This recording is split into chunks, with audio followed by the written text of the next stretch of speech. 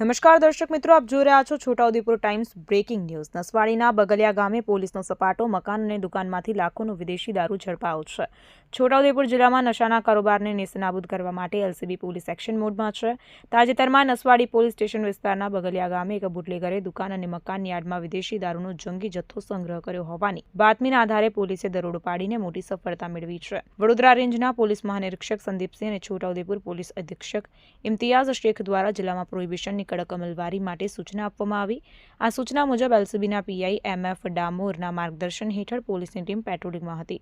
દરમિયાન એલસીબીના વીએન ચાવડા અને તેમની ટીમને મળેલી ચોક્કસ બાતમીના આધારે બગલિયા ગામના સિમોડા ફળિયામાં રહેતા ગુલસિંગભાઈ સેલિયાભાઈ ભીલના મકાન અને દુકાનમાં તપાસ કરવામાં આવી હતી। કુલ 12 લાખથી વધુનો મુદ્દામાલ જપ્ત કરાયો છે।